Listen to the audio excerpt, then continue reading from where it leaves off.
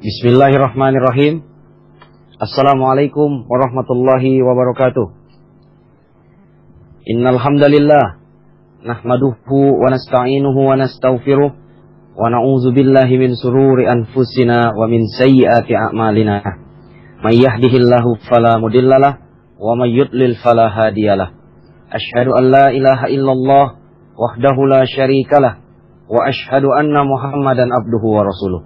Allahumma salli wa sallim wa barik ala Muhammad wa ala alihi wa sahbihi ajma'in, amma ba'du. Alhamdulillah, segala puji hanya milik Allah subhanahu wa ta'ala. Para pendengar Anas Radio di seluruh negeri, kaum muslimin dimanapun berada, semoga Allah selalu menjaga dan merahmati kita semua. Kita berjumpa kembali di acara kesayangan kita, Tanya Jawab Problema Muslim, yang pada malam hari ini, hari Kamis, di tanggal 18 Rabiul Akhir 1434 Hijriah, bertepatan 28 Februari 2013, di pertemuan ke-15, kita bersama kembali dengan guru kita yang mulia, Al-Ustadz Abu Muhammad Zulkarnain bin Muhammad Sunusi, Hafizahullah Ta'ala. Baik para pendengar Anas Radio, kita sapa terlebih dahulu beliau. Assalamualaikum Ustadz. Waalaikumsalam warahmatullahi wabarakatuh. Ahlan wa sahlan ala Abu Umar dan seluruh kawan-kawan di Radio Anas serta kawan-kawan yang merilai acara ini. Tentu juga kepada seluruh kaum muslimin dan muslimat, para pendengar yang saya hormati dan saya muliakan. Semoga Allah Subhanahu wa taala selalu membahagiakan waktu-waktu kehidupan kita semua dan mewarnai kehidupan kita dengan taufik, rahmat, keberkahan dan pertolongan untuk kita semua di dunia dan di akhirat. Innahu waliyyu dzalik wal qadiru alaihi. Nah. Iya, para pendengar Anas Radio, mudah-mudahan malam ini kita sudah bersiap untuk mendengarkan tanya jawab problema muslim. Kita tanyakan saja semua permasalahan agama kita bersama guru kita Al-Ustadz Zulkarnain bin Muhammad Sunusi. Jangan lupa untuk mengirimkan pertanyaan melewati kotak surat @anasradio.com atau Yahoo Messenger Anas Radio, atau melalui pin BlackBerry 263310D, atau Skype bila ingin berdialog di Anas Radio, atau sekarang sudah ada WhatsApp di 081317854974. Baik, seperti biasa kita dengarkan dulu untayan hikmah dan nasihat baik dari Al-Quran dan Sunnah dari guru kita yang mulia. Kepada Ustadz kami persilahkan. Ya. Bismillahirrahmanirrahim. Alhamdulillahirabbil alamin wal aqibatu lil muttaqin wal udwana illa 'alal zalimin. Asyhadu an la ilaha illallah wahdahu la syarika lah, syahadatan arju biha an-najata yaumiddin, wa asyhadu anna Muhammadan abduhu wa rasuluh, sayyidul anbiya'i wal mursalin, sallallahu alaihi wa ala alihi wa sahbihi wa man tabi'ahum bi ihsanin ila yaumiddin, amma ba'd. Ma'asyiral muslimin wal muslimat, para pendengar sekalian yang saya hormati dan saya muliakan, sebuah surah di dalam Al-Quran sering kita ulang, sering kita baca, dan sering kita dengarkan, yang dia adalah surah yang insyaallah ta'ala kita semua menghafalkannya. Terdapat di dalamnya 3 ayat mulia yang di dalam kandungan makna dan manfaatnya terdapat kebaikan bagi seorang hamba di dalam kehidupannya. Tidak ada seorang muslim dan muslimah pun yang hidup di atas muka bumi ini kecuali ia memerlukan kandungan dari 3 ayat ini. Surah yang saya maksud adalah surah Al-Lail, dan 3 ayat yang saya maksud adalah firman Allah Jalla wa Ala, فَأَمَّا مَنْ أَعْطَى وَاتَّقَى وَصَدَّقَ بِالْحُسْنَى فَسَنُيَسِّرُهُ لِلْيُسْرَى. Adapun orang yang melakukan pemberian dan bertakwa serta membenarkan adanya pahala yang terbaik, membenarkan adanya al-husna, maka kami akan menyiapkan baginya jalan yang mudah. Kami akan menyiapkan baginya al-yusra, kemudahan. Iya. Di dalam ayat ini Allah Subhanahu wa taala menyebutkan 3 sebab, 3 amalan saleh, 3 perkara yang dengannya seorang hamba akan mendapatkan kemudahan dari sisi Allah Subhanahu wa taala. Dan kemudahan adalah dambaan setiap insan di dalam kehidupan. Adalah suatu bekal yang sangat diperlukan oleh seorang hamba. Seluruh makna dari kehidupan kita hanyalah bermakna dan bernilai dengan kemudahan dari Allah Subhanahu wa taala. Kita perlu kehidupan di dalam menempuh berbagai kesusahan hidup ini. Kita perlu kemudahan di dalam menghadapi berbagai keletihan dan rintangan di dalam kehidupan ini. Kita perlu kemudahan ketika kita berada di alam kubur. Dan sebelumnya kita perlu kemudahan saat sakaratul maut. Dan kita perlu kemudahan tatkala kita bangkit dari kuburan menuju kepada mahsyar. Dan di padang mahsyar kita perlu kemudahan dari Allah Subhanahu wa taala. Menghadapi berbagai perhara di hari kiamat kita perlu kemudahan. Maka Allah Subhanahu wa taala di dalam ayat ini menjamin kemudahan untuk 3 orang atau seorang yang melakukan 3 perkara yang disebutkan di dalam ayat. Allah telah menegaskan fasanuyassiruhu lil yusra. Pasti kami akan memudahkan dia untuk al-yusra. Iya, sini fasanuyassiruhu datang dalam fi'il mudhari' tapi bermakna penegasan perkara bahwa Allah pasti memudahkan. Dan dibentuk dengan fi'il mudhari' yang menunjukkan makna terus menerusnya kemudahan itu dari sisi Allah diberikan kepada hamba. Iya, dan al-yusra ditafsirkan dengan kemudahan, ditafsirkan dengan surga. Siapa yang melaksanakan 3 hal yang disebut di dalam ayat, maka itu adalah sebab kemudahannya. Iya, dan ini 3 sebab kemudahan banyak dilupakan oleh seorang muslim dan muslimah. Karena itu di kesempatan ini saya ingin mengingatkannya secara ringkas. Yang pertama, Allah Subhanahu wa taala berfirman, "Fa amma man a'ta." Adapun siapa yang melakukan pemberian, dia punya kebiasaan berbagi, kebiasaan memberi. Ya, dan ini adalah amalan yang sangat indah. Amalan ini, kebiasaan memberi, bersifat umum, mencakup pemberian dalam bentuk manfaat maupun pemberian dalam bentuk harta.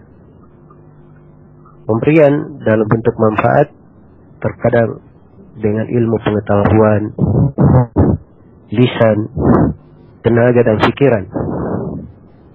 Iya, dan pemberian dengan harta adalah hal yang dimaklumi. Maka kebiasaan memberi, kebiasaan berbagi, ini adalah hal yang menyebabkan datangnya kemudahan. Siapa yang gemar berbagi ilmu, maka dia akan melihat suatu hal yang menakjubkan dari kemudahan yang Allah berikan. Demikian pula seorang yang gemar membantu dengan tenaga dan pikiran, maka Allah akan memudahkannya. Wallahu fi auni al-abdi ma kana al-abdu fi auni akhihi. Dan Allah selalu membantu seorang hamba sepanjang si hamba membantu saudaranya. Demikian pula keutamaan berbagi dalam bentuk harta. Sangat banyak sekali ayat-ayat dan hadis yang menjelaskan berbagai keindahan dan kemudahan yang didapatkan oleh orang yang melakukannya. Kemudian yang kedua, dari sebab kemudahan, wattaqa, dan dia menjaga dirinya di atas ketakwaan. Ketakwaan ini adalah pintu segala kebaikan. Siapa yang bertakwa, Allah akan membukakan untuknya segala jalan. Wa may yattaqillaha yaj'al lahu makhrajan wa yarzuqhu min haitsu la yahtasib. Barang siapa yang bertakwa kepada Allah, Allah akan bukakan untuknya jalan keluar dan ia akan diberi rezeki dari arah yang tidak pernah dia sangka. Iya. Kalau dia bertakwa kepada Allah Subhanahu wa taala, akan dimudahkan untuknya jalan keluar, diadakan untuknya jalan keluar. Dan dia akan diberi rezeki dari arah yang kadang tidak pernah dia sangka. Dan juga Allah firman, "Wa may yattaqillaha yaj'al lahu min amrihi yusra." Barang siapa yang bertakwa kepada Allah, Allah akan menjadikan baginya kemudahan dalam urusannya. Dan banyak lagi dari manfaat ketakwaan, dan ini adalah sebab pokok bagi siapa yang dimudahkan. Dan takwa adalah dengan melaksanakan segala perintah Allah dan meninggalkan segala yang dilarang. Apabila seorang hamba menjaga dirinya di atas hal ini, maka dia telah bertakwa kepada Allah Subhanahu wa taala. Dan kata sebagian ulama, orang yang bertakwa itu tidak pernah menjadi fakir. Tidak pernah menjadi fakir. Dia tidak fakir di dalam hatinya dan tidak pula fakir di dalam fisiknya. Kemudian kemudahan yang ketiga, atau sebab kemudahan yang ketiga, wasaddaqa bil husna. Dan dia mempercayai adanya al-husna, pahala yang terbaik. Al-husna ditafsirkan oleh para ulama dengan beberapa penafsiran. Yang pertama, dia menafsirkan dengan kalimat la ilaha illallah. Yang kedua, dia menafsirkan dengan surga. Yang ketiga, dia menafsirkan dengan pembalasan pahala. Yang keempat, ada yang menafsirkan dengan ganti pemberian. Yang kelima, ada yang menafsirkan dengan nikmat yang Allah berikan. Yang keenam, ada yang menafsirkan salat, zakat, dan puasa. Dalam pendapat disebutkan oleh Ibnu Katsir dan Ibnu Jauzi di dalam Zadul Masir. Iya. Maka al-husna adalah pahala yang terbaik. Dia kadang diartikan la ilaha illallah, tapi ini adalah pokok kebaikan. Diartikan dengan surga. Ya. Dan pokoknya ini adalah keyakinan, adalah ilmu. Siapa yang memiliki tauhid dengan baik, meyakini akan adanya al-husna, maka Allah Subhanahu wa taala akan memudahkan untuknya. Dan karena itulah jalan yang paling memudahkan untuk seorang hamba adalah dia memperbaiki pemahamannya terhadap kalimat la ilaha illallah. Dia benahi ibadah-ibadahnya. Dia tumbuhkan tauhidnya kepada Allah. Ya, dan ini adalah pokok yang terindah yang akan memudahkan seorang hamba di dalam segala urusan.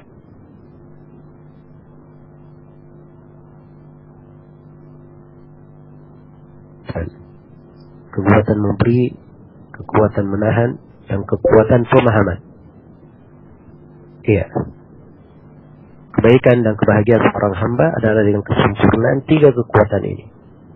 Jika pula sebaliknya, kesesaran seorang hamba adalah dengan rusaknya tiga kekuatan ini. Iya. Seorang yang rusak kekuatan memberinya akan kehilangan keinginan untuk berbuat baik dan berbagi kepada manusia. Dan seorang yang rusak kekuatan menahannya akan keluar dari jalur ketakwaan. Dan seorang yang rusak kekuatan pemahaman dan ilmunya akan mendustakan adanya husna.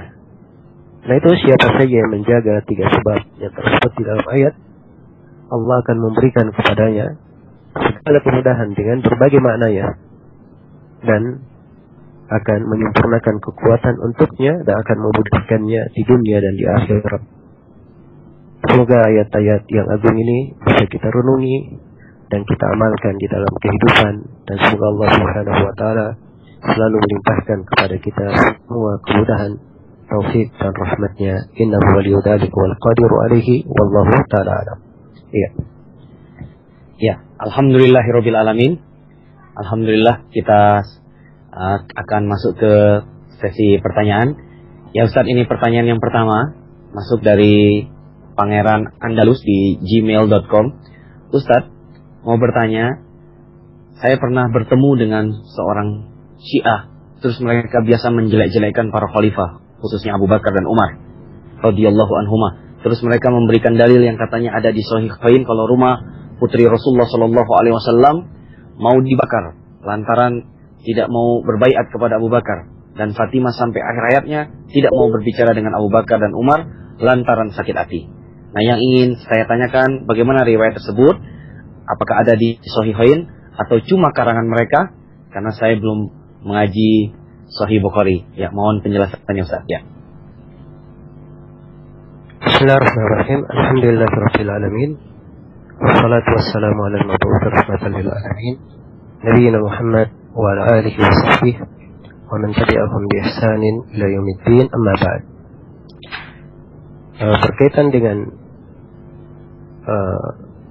apa yang disebut oleh orang Syiah ini, itu bukan suatu hal yang aneh kalau memang beritanya berasal dari seorang Syiah, sebab mereka menghalalkan dusta dan menghalalkan penyampaian sesuatu tidak sebagaimana mestinya. Jangankan terhadap berita, terhadap hadis, terhadap Al-Quran pun mereka membuat tambahan-tambahan terhadap Al-Quran dan mengatakan bahwa Al-Quran yang dipegang oleh kaum muslimin di belahan dunia ini itu adalah Al-Quran yang kurang. Mereka punya banyak riwayat tentang Al-Quran. Antara riwayat mereka di Ushulul Kafi, mereka sebut bahwa Al-Quran yang kita punya itu hanya sepertiga dari Al-Quran yang mereka miliki. Itu pun dari sepertiga yang kita miliki ini, menurut mereka tidak satu huruf pun yang ada di Al-Quran mereka. Iya. Adapun riwayat yang disebut di sini ini termasuk kedustaan terhadap Fatimah radhiyallahu taala anha, putri Rasulullah sallallahu alaihi wasallam. Beliau sama dengan kaum muslimat yang lainnya ikut di dalam kepemimpinan Abu Bakar As-Siddiq radhiyallahu taala anhu. Kemudian Ali bin Abi Thalib juga membaiat Abu Bakar As-Siddiq radhiyallahu taala anhu. Memang betul bahwa Fatimah ada masalah berkaitan dengan masalah warisan dengan Abu Bakar As-Siddiq, karena Abu Bakar radhiyallahu taala anhu menetapkan bahwa Nabi tidak meninggalkan warisan berdasarkan nas dari hadits Nabi sendiri. Iya, dan ini adalah ijtihad dari Fatimah radhiyallahu taala anha. Itu kan artinya beliau tidak berbicara dengan Abu Bakar, apalagi tidak membaiatnya, tidak masuk di dalam pemerintahannya. Ya, dan ini tentunya tuduhan yang sangat keji terhadap seorang sahabat yang mulia, apalagi adalah putri Rasulullah sallallahu alaihi wasallam, di mana Nabi sallallahu alaihi wasallam sendiri telah bersabda, "Man mata wa laysa fi unuqi syai'a, mata mitatan jahiliyah." Siapa yang mati dan tidak ada di lehernya ikatan baiat terhadap pemerintah, maka dia adalah mati dengan mati jahiliyah. Dan dimaklumi bahwa tidak ada silang pendapat di kalangan ulama bahwa Fatimah radhiyallahu taala anha masuk dari para sahabat. Dan tidak ada silang pendapat di kalangan ulama bahwa para sahabat semuanya bersepakat membaiat dan menerima Abu Bakar radhiyallahu taala anhu sebagai khalifah. Iya. Maka riwayat yang disebut di sini itu termasuk dari kantong data-data Syiah yang mereka anggap sebagai pahala karena berdusta di dalamnya. Semoga Allah Subhanahu wa taala memberikan petunjuk kepada orang-orang yang tersesat untuk kembali pada jalan yang lurus, dan semoga Allah Subhanahu wa taala menjaga kaum muslimin dari segala penyimpangan dan hal yang membahayakan di dalam agamanya. Iya. Ya. Pertanyaan kedua Ustadz dari Al-Ah Abu Hafiz di Sukabumi, Jawa Barat. Ustadz, bagaimana hukum sekolah dasar Islam terpadu? Nah, bolehkah kami menyekolahkan anak di SD Islam terpadu milik PKS? Karena di tempat anak tidak ada SDIT yang bermanhaj salaf. Mohon penjelasan Ustadz. Ya. Ya, berkaitan dengan pendidikan anak, ini adalah tanggung jawab orang tua. Iya, adalah tanggung jawab orang tua. Dan Rasulullah sallallahu alaihi wasallam telah bersabda, "Kullukum mas'ulun, kullukum ra'in wa kullukum mas'ulun an ra'iyati." Setiap dari kalian adalah seorang yang bertanggung jawab, dan setiap dari kalian akan dimintai pertanggungjawaban akan kepemimpinannya. Nah, itu hadis Ibnu Umar riwayat Bukhari dan Muslim, dan di dalam hadis Ma'qil bin Yasar riwayat Bukhari dan Muslim, Rasulullah sallallahu alaihi wasallam bersabda, "Ma min 'abdin yastar'ihi Allahu ra'iyah, thumma lam yahutti nusika illa harrama Allahu 'alaihi al-jannah." Tidak ada seorang hamba yang Allah Subhanahu wa taala amanahkan kepadanya suatu tanggung jawab, kemudian dia tidak serius di dalam membenahinya, kecuali Allah haramkan terhadapnya surga. Iya. Dan anak itu bagikan lembaran-lembaran putih. Ya, kitalah yang mengisinya. dan guru lah yang mengisinya. Karena itu orang tua harus pandai mendidik anaknya dan pandai memilih guru untuk anaknya. Iya. Karena itu hendaknya dia bertakwa kepada Allah Subhanahu wa taala sesuai dengan kemampuannya. Dan dia sekolahkan anaknya di tempat yang diajarkan padanya Al-Quran dan As-Sunnah sesuai dengan jalan as-salaf. Ya, ini yang pokok dan hendaknya dijaga oleh seorang hamba. Ya. Dan saya sebenarnya tidak membuka pintu di dalam hal ini, sebab sekolah-sekolah alhamdulillah itu banyak. Hanya saja kadang sebagian orang merasa ada kesulitan atau merasa tidak mendapatkan sesuatu, padahal kalau dia cari sebenarnya ada kemudahan. Yang dikata seorang di kondisi yang sama sekali dia tidak bisa menyekolahkan anaknya kecuali tempat-tempat yang terdapat kesalahan-kesalahan pemahaman, ya maka ini tanggung jawab besar untuk memasukkannya, sebab dia harus memilih ya hal-hal yang baik saja, kemudian dia harus memperhatikan apa yang diberikan di sekolahannya, ya, jangan sampai mengeluarkannya dari fitrahnya, mengeluarkannya dari kebaikan. Semoga Allah Subhanahu wa taala memberikan taufik kepada semuanya. Ya.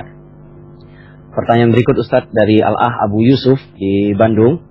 Ustadz, saya mahasiswa di Bandung dan selama saya kuliah saya baru mengenal Salafi, sedang orang tua di kampung masih menganut aliran NU.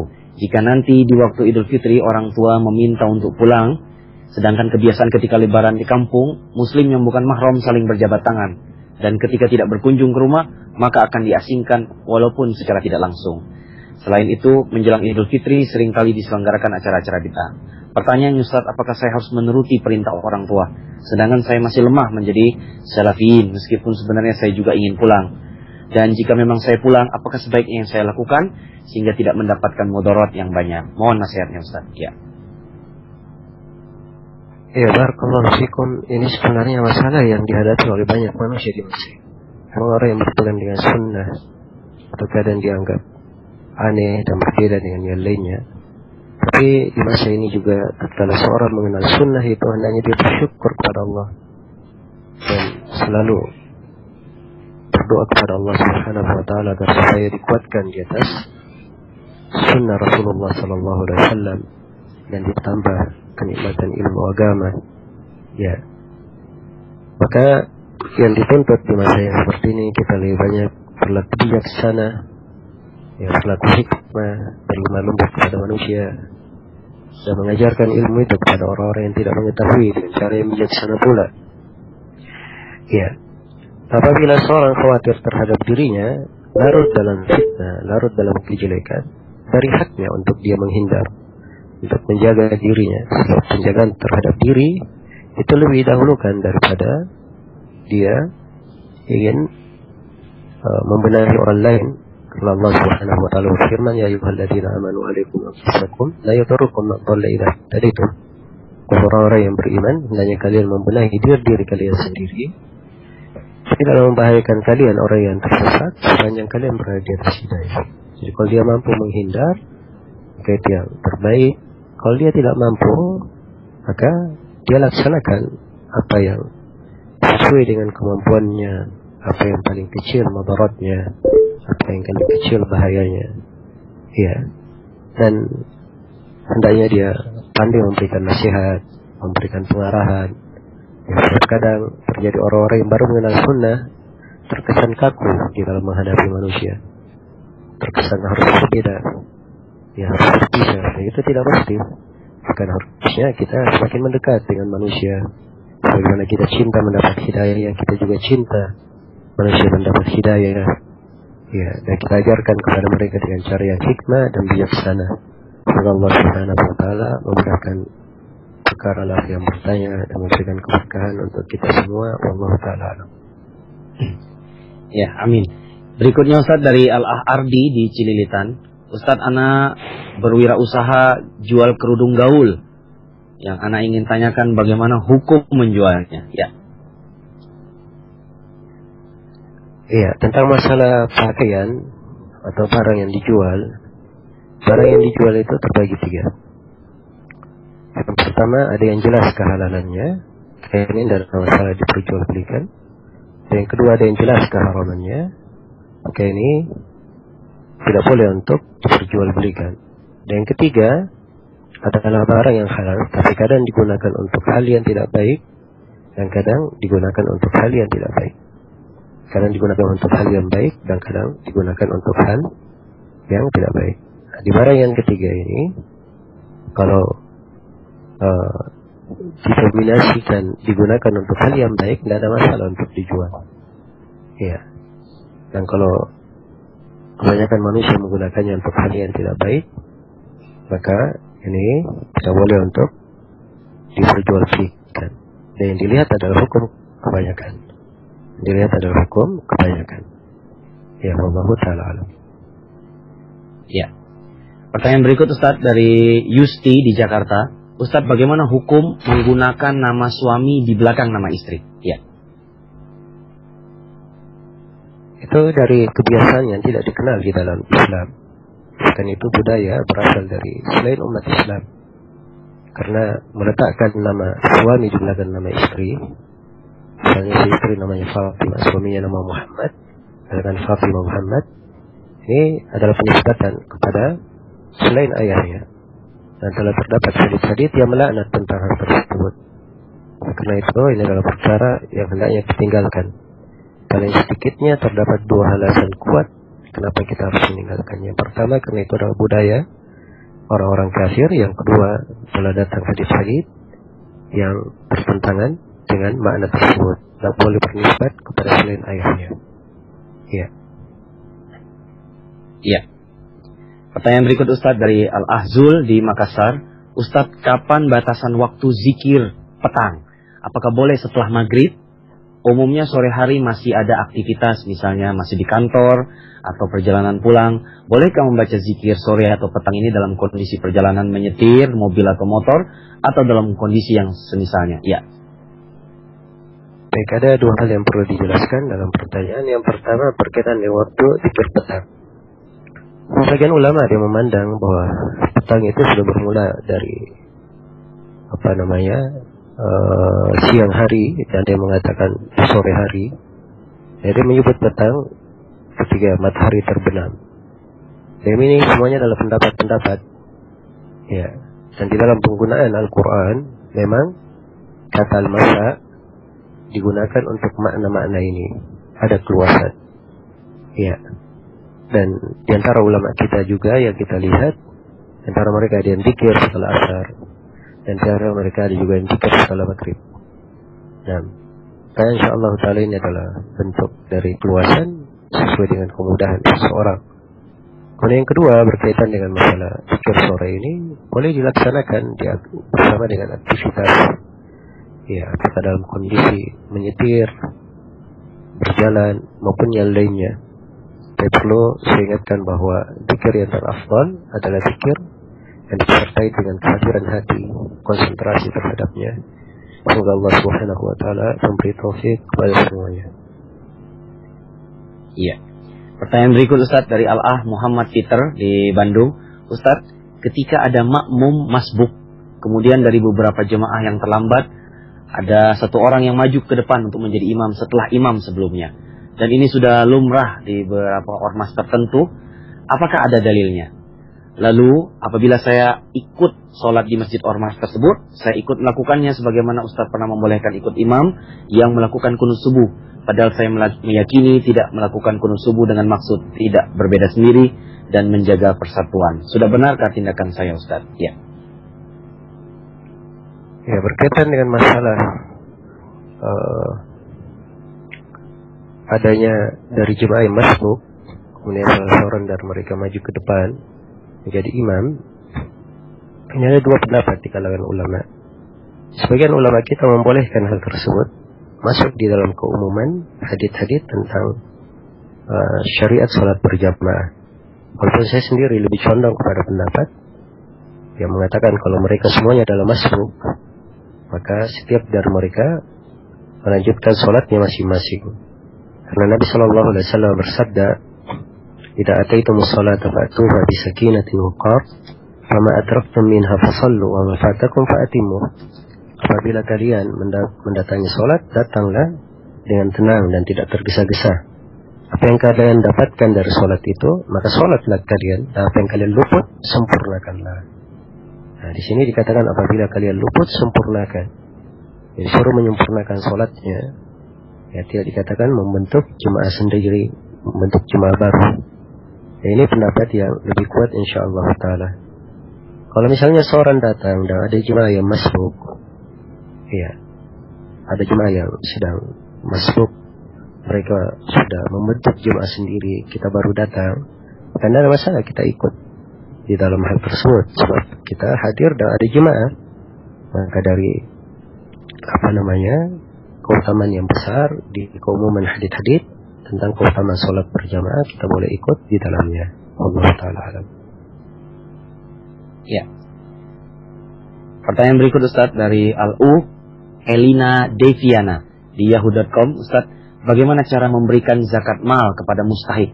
Apakah harus melalui badan amil zakat atau dapat kita berikan sendiri kepada fakir miskin? Kalau boleh, apakah harus diserahkan kepada satu orang atau boleh dibagikan ke beberapa fakir miskin? Ya. Ya, berkaitan dengan masalah penyerahan zakat, apabila pemerintah mengharuskan zakat harta diserahkan kepada mereka, maka kita tidak ada pilihan kecuali menyerahkan zakat itu kepada pemerintah agar supaya dikelola oleh pemerintah. Ya, sebab ini memang dasar di dalam permasalahan zakat, karena di dalam zakat itu apabila digunakan dengan baik oleh pemerintahan kaum muslimin, ya maka akan terbentuk keekonomian yang sangat kuat di kalangan kaum muslimin. Tidak perlu ada pajak, tidak perlu ada yang lainnya. Ya. Baik, ini yang pertama yang hendaknya diperhatikan. Tapi kalau di kondisi kita di Indonesia sekarang ini, pemerintahan kita tidak mengharuskan zakat itu diserahkan kepada mereka. Boleh kita bagi sendiri. Maka apabila boleh kita bagi sendiri, maka kita berijtihad untuk sungguh-sungguh memilih tempat penyaluran yang terbaik. Ya, penyaluran zakat itu semakin ia memiliki multi manfaat, maka itu semakin utama dan semakin afdal. Ya, boleh kita serahkan secara langsung, boleh diberikan kepada orang yang menyerahkannya, orang yang terpercaya dan dia mampu menyerahkannya kepada manfaat yang lebih besar. Ya, boleh diberikan kepada satu orang saja, dan boleh dibagi-bagi kepada beberapa orang fakir miskin. Dan kalau diberi kepada satu orang, paling fullnya adalah diberi untuk keperluannya selama 1 tahun saja. Paling full diberi untuk keperluannya selama 1 tahun saja. Allah Ta'ala alam. Iya. Baik Ustaz, pertanyaan berikut ini ada yang live di Skype kita. Assalamualaikum. Waalaikumsalam warahmatullahi wabarakatuh. Ya, dengan siapa ini? Dengan Abu Haidar di Cilacap. Ya, silakan Abu Haidar. Sigit, ya. Langsung bertanya ke Ustaz Zulkarnain. Ya. Bismillah. Saya ingin nanya, dewasa ini jarang yang mengamalkan cara meluruskan dan merapatkan shaf sholat sebagaimana yang dipraktekkan oleh sahabat Anas, yaitu menempelkan mata kaki dan bahu dengan sebelahnya. Bahkan di kalangan salafiyin juga banyak yang hanya menempelkan jari kelingkingnya dengan jari jempol sebelahnya. Nah, pertanyaannya, yang pertama, hukum meluruskan dan merapatkan shaf itu wajib ataukah keutamaan? Yang kedua, apakah meluruskan dan merapatkan shaf dengan menempelkan jari kelingking dengan yang sebelahnya sudah mencukupi di dalam pengamalannya? Jazakumullah khairan atas kesempatan yang diberikan. Ya, kalau baik Abu Haidar, ada beberapa hal yang perlu saya terangkan dari pertanyaan yang pertama berkaitan dengan hukum meluruskan shaf. Karena syah di dalam hadis yang diriwayatkan oleh Imam Al-Bukhari dan Imam Muslim dari Abi Bashir, Rasulullah sallallahu alaihi wasallam bersabda, "La tusawwunna sufufakum aw la yukhalifanna Allahu baina wujuhikum." Sungguh kalian luruskan saf-saf kalian, atau Allah akan membuat wajah-wajah kalian bercerai-berai. Dalam sebuah riwayat, "Aw la yukhalifanna Allahu baina qulubikum." atau Allah akan membuat hati-hati kalian berpecah belah. Ya, dan ini salah satu dari sekian banyak dalil yang menunjukkan tentang wajibnya meluruskan saf. Ya, mentaswiyah as-sufuf, meluruskan saf tersebut. Demikian pula dari kewajiban di dalam saf adalah tidak boleh meninggalkan celah-celah. Ya, tidak boleh meninggalkan celah-celah. Karena itu Nabi Sallallahu Alaihi Wasallam bersabda suddul khalal, penuhilah yang kosong. Dan Nabi Sallallahu Alaihi Wasallam juga bersabda wala tada furujatil lisyaitan, jangan tinggalkan celah-celah bagi syaitan. Dan ini menunjukkan kewajiban. Hanya saja perlu diketahui bahwa meluruskan, mentaswiyah itu meluruskan adalah hal yang dimaklumi, apa yang disebut dengan meluruskan. Demikian pula meninggalkan celah bagi syaitan, artinya tidak ada jarak antara seorang yang sholat dengan orang yang di samping kanan dan kirinya. Ya, jadi kalau dia rapatkan kakinya ke sebelahnya, menyentuh jarinya, itu sudah tidak ada celah. Adapun berkaitan dengan merapatkan tumit dengan tumit, atau mata kaki dengan mata kaki, bahu dengan bahu, ini ada di dalam hadis, tapi dia adalah bersifat anjuran atau bersifat kesempurnaan. Ya, dan dimaklumi bahwa perintah-perintah syariat itu semuanya dikerjakan apabila hal tersebut memudahkan. Ya, apalagi kalau berkaitan dengan perkara yang disunnahkan.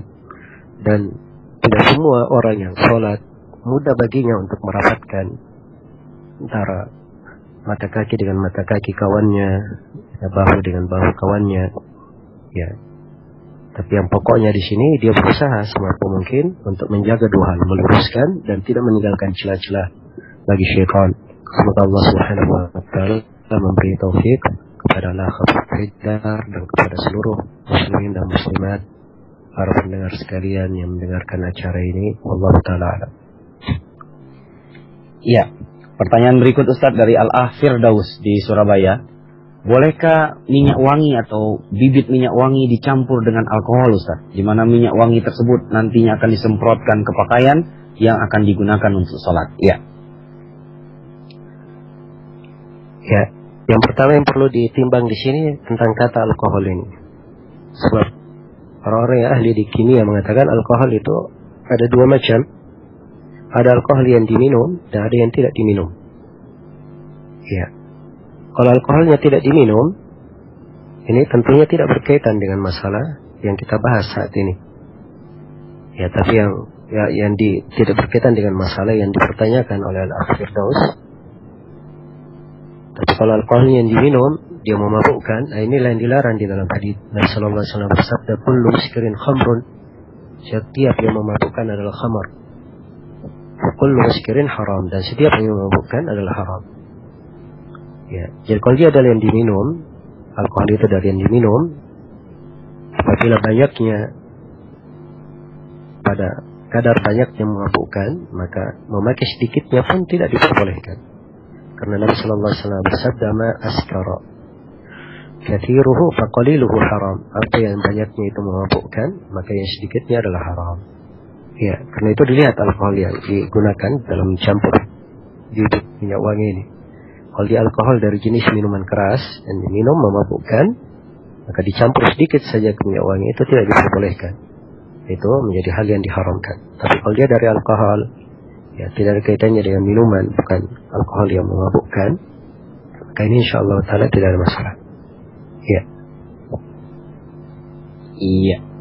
Ustaz, pertanyaan berikutnya dari Al-Ane di Jakarta. Ustaz, bagaimana menyikapi suami yang tidak pernah sholat dan puasa wajib, cuma dapat 2 hari atau tidak sama sekali, tapi dia yakin ada Allah, dan bagi dia sholat itu tunggu khusyuk, kalau nggak khusyuk buat apa sholat? Ya, silakan Ustaz. Ya, memang hal-hal yang seperti ini kadang terjadi pada sebagian kaum muslimin, ya, karena kurangnya pemahaman terhadap agama, kurangnya kesadaran memahami perintah-perintah syariat. Padahal di dalam sholat itu kebaikan untuk dirinya sendiri. Dalam puasa itu kebaikan untuk dirinya sendiri. Ya. Dan jiwa itu apabila tidak dibiasakan dengan ketaatan, maka tidak akan datang waktu khusyuk itu. Ya. Dan juga apabila tidak dibiasakan berpuasa, maka dia tidak akan sanggup untuk berpuasa. Maka harus diketahui bahwa agama kita mudah. Allah Subhanahu wa taala mensyariatkan syariat-syariat itu tidak keluar dari kemampuan seorang hamba. La yukallifullahu nafsan illa wus'aha. Karena Allah firman, Allah tidak membebani seorang hamba, tidak membebani seorang jiwa kecuali sesuai dengan kemampuannya. Ya, karena itu hendaknya diingatkan supaya dia bertakwa kepada Allah Subhanahu wa taala. Jangan meninggalkan salat, apalagi meninggalkan salat ini adalah bahaya yang sangat besar bagi seorang muslim. Iya, salat adalah ciri keislamannya. Ciri keislamannya. Rasulullah sallallahu alaihi wasallam bersabda, "Al-ahad alladhi bainana wa bainahum as-salat, faman tarakaha faqad kafar." Ya, perjanjian antara kami dan orang-orang kafir adalah salat. Siapa yang meninggalkannya maka dia telah kafir. Hadits Buraidah dalam riwayat At-Tirmidzi semana dengannya hadits dalam riwayat Muslim. Demikian pula puasa, ini dari salah satu rukun Islam. Ya, karena itu hendaknya dinasihati supaya dia bertakwa kepada Allah dan ingat bahwa kehidupan ini hanya sementara. Ya, dan tidak ada yang mengetahui kapan datang ajal, kapan ajal itu datang menjemput. Ya, mungkin sekarang dia menunggu khusyuk hadir, ya, dan dia tidak tahu bahwa ajalnya akan datang sebelumnya. Karena itu hendaknya pendek angan-angan, dan hendaknya seorang hamba selalu mengingat kematian dan mengingat bagaimana dia kalau menghadap kepada Allah Subhanahu wa taala mempersiapkan segala yang dia lakukan di atas muka bumi ini. Ya wallahu taala alam. Ya Ustaz, pertanyaan berikut dari saudara Ari di Bogor. Jika ada acara selamatan di rumah mertua, kebetulan saya lagi ke rumah mertua, apa yang harus saya lakukan Ustaz? Apakah menghindar atau ikut tetapi hati menolak? Ya, mohon penjelasannya Ustaz. Ya, kata acara selamatan ini multi makna ya di masyarakat. Ada hal yang memang masuk dalam makna bid'ah yang tidak dibolehkan sebab dia adalah perkara baru dalam agama dan diniatkan dalam bentuk ibadah. Dan ada acara selamatan yang sifatnya dari bentuk kebiasaan saja. Ya, hanya dalam bentuk sebagian orang menganggapnya sebagai syukuran. Ya, kalau hal yang seperti itu yang diinginkan dalam bentuk kebiasaan saja, ya dari perkara lumrah bukan dikaitkan dengan agama, kemudian dilakukan sekali-sekali, bukan perkara yang terus-menerus, ya maka insyaallah taala menghadirinya kadang-kadang tidak ada masalah. Ya. Baik. Dan bagi siapa yang menghadapi hal-hal yang mungkar, ya di sini seorang hamba di masa yang seperti ini dia dituntut untuk memberikan obat yang baik dengan sikapnya, dengan memberikan hikmah, dengan menyampaikan ilmu, ya sehingga selain dia berada di atas ketaatan dengan menghindari hal yang tidak baik, dia juga berdakwah kepada manusia dengan mengajak mereka kepada kebaikan. Ya wallahu taala alam. Ya. Berikutnya Ustaz dari Al-Ah Abu Raka, Ayatan Uhro di Berau, Kalimantan Timur. Ustaz, bagaimana hukum menjual barang yang pembayarannya dicicil dengan satu harga berdasarkan kesepakatan, yaitu harga cash dan harga kredit ini sama harganya. Namun kadang ada beberapa pelanggan yang membayar lebih cepat dengan meminta potongan harga. Bagaimana dengan potongan harga yang diberikan penjual karena permintaan pelanggannya Ustaz? Ya. Ya, dalam masalah potongan harga yang seperti ini tidak ada masalah insyaallah taala. Menurut pendapat yang lebih kuat, memang ada dibahas ya di pembahasan salah satu di pembahasan riba disebut dengan nama ba'wa atau ajal. Ya, apa? Saya akan letakkan sebagian hutangmu, yang penting kamu segera akan membayar. Maka yang seperti ini kalau memang dia minta ada potongan harga dipercepat, ini bentuk dari kedermawanan saja, insyaallah taala tidak ada masalah. Iya. Berikutnya Ustaz dari saudara Nuri di Balikpapan. Ustadz, sehubungan dengan pemberitaan baru-baru ini terdapat tukang bakso yang mereka mencampuri daging baksonya dengan daging babi dan yang sejenisnya, yang mana mereka ketika berjualan tidak menyantumkan nama bakso daging apa dan tidak mencantumkan label halal pada warungnya. Bagaimana kita dalam menyikapinya, Ustadz? Ya. Nah, ini termasuk masalah yang merata ya secara umum. Ya, sebab di masa sekarang ini kalau ada berita telah langsung menyebar dengan media yang sekarang ini sangat kuat di dalam menyebarkan berita, sehingga kadang orang-orang yang baik pun dirugikan di hal tersebut. Ya, dan sebaliknya orang-orang yang berbuat kesalahan coba diketahui kesalahannya. Yang asalnya yang dilihat di sini adalah kembali kepada keadaan tempat tersebut. Kalau kebanyakan di tempat itu adalah kaum muslimin dan mereka dikenal dengan sembelihan sebagai orang-orang muslim, maka asalnya adalah makanan mereka adalah halal, itu asal. Kecuali kalau kita menduga besar atau yakin bahwa itu keluar dari kehalalan, maka kita tinggalkan hal tersebut karena ada pengetahuan tambahan. Iya, maka apa yang dasarnya kaum muslimin, maka sembelihan mereka adalah halal. Kalau dia di suatu tempat yang kebanyakannya adalah orang-orang muslim, maka ini dilihat kepada apa yang mereka campur di situ. Kalau memang mereka adalah non-muslim, maka ini asalnya seorang berhati-hati, apalagi di kondisi makanan yang dicampur dengan bahan makanan yang diharamkan seperti babi, yang jelas diharamkan untuk umat Islam. Ya, wallahu ta'ala alam. Ya. Pertanyaan berikut, Ustadz, dari Al-Ah Abu Abdurrahman di Kutai Kartanegara, Kalimantan Timur. Ustadz, bagaimana hukum menyaksikan siaran tinju atau gulat dan sebagainya? Ya, Ustaz. Ya, siaran tinju, gulat dan sebagainya. Yang saya terangkan di sini hanya tinju dan gulat saja. Kalau sebagainya itu banyak. Ya, tinju adalah hal yang tidak diperbolehkan. Sebab terdapat untuk membolimi orang lain. Ya, dan tidak diperbolehkan seorang itu membolimi orang lain. Tidak boleh seorang muslim membolimi seorang muslim, dan tidak boleh pula seorang muslim membolimi orang kafir. Ya, kezaliman diharamkan oleh Allah Subhanahu wa taala. Maka siaran tinju ini menontonnya karena dia adalah acara yang diharamkan. Berarti seorang yang menyaksikannya, dia menyaksikan hal yang diharamkan. Iya, dan ini dilarang dalam Al-Quran. Bukan sifat orang-orang yang beriman. Allah sifatkan orang-orang yang beriman, walladzina hum anizuri walladzina la yashhaduna az-zur. Orang-orang yang beriman itu adalah orang-orang yang tidak mempersaksikan kedustaan, kepalsuan. Ya, hal-hal yang keliru, hal-hal yang dosa mereka tidak saksikan. Baik, adapun gulat, pada dasarnya gulat, musara'ah adalah hal yang dibolehkan. Akan dia dari jenis olahraga yang memang diperbolehkan di dalam syariat kita karena ada kemanfaatannya untuk jihad dan untuk kekuatan kaum muslimin secara umum. Ya, maka hal tersebut diperbolehkan. Hanya saja pada pakaian-pakaian yang dipakai oleh orang-orang yang gulat ini, yang kalau menampakkan aurat, nah ini perlu dihindari. Kalau dari sisi asal, maka dia adalah olahraga yang diperbolehkan. Wallahu ta'ala. Iya. Baik, Ustaz, pertanyaan berikut dari Al-Ah Abdullah di Jawa Barat. Ustadz, alhamdulillah saya baru mengenal sunnah. Saya baru sadar berada di jamaah hizbi. Di samping hizbi, banyak penyimpangan dalam akidah yang seperti Mu'tazilah yang mengedepankan akal daripada pendapat ulama salaf. Namun untuk meninggalkan jamaah itu ada hambatan. Seluruh keluarga besar saya mengikuti jamaah tersebut. Dan semenjak saya berada di jamaah tersebut, saya jadi rajin ibadah dan mencari ilmu. Nah, untuk meninggalkannya saya agak khawatir. Jangan-jangan malah saya kembali malas mencari ilmu. Mohon nasihatnya Ustaz.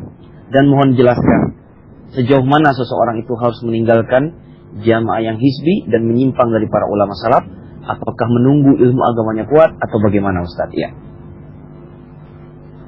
Ya, barakallahu fiik. Alhamdulillah kalau Anda al-akh yang bertanya sudah mengenal sunnah, maka semoga Allah Subhanahu wa taala memberkahi nikmat ini, dan semoga Allah Subhanahu wa taala menjaga beliau di atas tuntunan Al-Quran dan sunnah Rasulullah sallallahu alaihi wasallam. Ya, pemahaman Mu'tazilah dan pemahaman yang menyimpang karena mereka mendahulukan akal di dalamnya. Selain daripada itu ada penyimpangan-penyimpangan di dalam masalah akidah, penyimpangan besar. Iya. Karena itu, ya seorang pada dasarnya adalah dia menjaga dirinya sendiri. Dia menjaga dirinya, menyelamatkan dirinya. Saya telah bacakan tadi ayat, ya ayyuhalladzina amanu alaikum anfusakum la yadurrukum man dhalla idza ihtadaytum, wahai orang-orang yang beriman, hendaknya kalian membenahi diri kalian sendiri. Tidak membahayakan kalian orang yang menyimpang sepanjang kalian berada di atas hidayah. Iya. Dan kita tidak boleh condong kepada orang-orang yang sudah diketahui bahwa mereka ini keluar dari jalan yang lurus. Ya, sebab mereka adalah orang-orang yang menzalimi dirinya. Allah telah berfirman, "Wa la tarkanu ilal ladzina zalamu fatamassakumun nar." Jangan kalian condong kepada orang-orang yang zalim sehingga kalian disentuh oleh api neraka. Sehingga kalian disentuh oleh api neraka. Ini menunjukkan akibat ya bahaya, sehingga bisa mengantar seorang keluar dari jalan Allah sangat jauh sampai dia jatuh dalam neraka, waliyadzubillah. Ya. Kemudian yang kedua yang perlu saya ingatkan, kalau sunnah yang dikenal oleh akhi yang bertanya ini adalah sunnah yang benar, maka dia tidak perlu khawatir untuk menjadi malas. Karena orang yang mengenal sunnah yang benar, dia pasti akan semakin rajin beribadah dan semakin rajin menuntut ilmu. Ya, karena itu kalau ada seorang yang rusak di dalam ibadahnya atau ada rusak di dalam ilmunya, maka ini kerusakannya pada dua hal. Rusak dalam metode dia menuntut ilmu, atau rusak dalam metode dia dalam mengamalkan ilmu tersebut. Ya, maka siapa yang mengenal sunnah hendaknya dia mempelajari ilmu agama dengan baik dan benar, dan semakin rajin dia menuntut ilmu. Dan alhamdulillah ulama-ulama yang mengajarkan sunnah, dai-dai yang mengajarkan sunnah sangatlah banyak. Dan sekarang ini dimudahkan untuk seorang mengambil manfaat-manfaat dari ilmu sunnah sesuai dengan tuntunan Rasulullah Sallallahu Alaihi Wasallam. Ya, dengan berbagai fasilitas yang dimudahkan. Karena itu fasilitas untuk belajar, kemudahan untuk belajar sangatlah banyak sekali. Nah,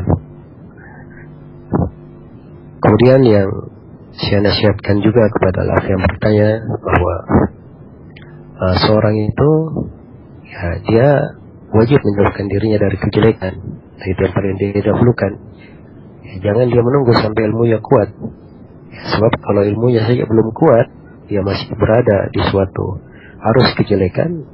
Ya tentunya mungkin saja dia sudah keluar dari arus, bisa terbawa arus lagi, bisa jatuh lagi dalam kejelekan. Tapi dia keluar dari arus dan dia memperkuat dirinya, memperkokoh dirinya, sehingga dia bisa mengajak manusia, mengajak keluarganya kepada kebaikan. Ya, wallahu ta'ala alam. Nah. Baik Ustadz, ini malam ini ada tambahan yang bertanya live. Baik, Al-Ah Faisal Rahman di Jakarta. Assalamualaikum.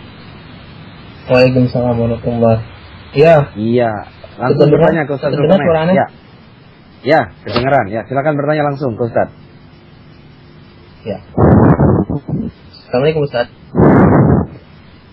Waalaikumsalam.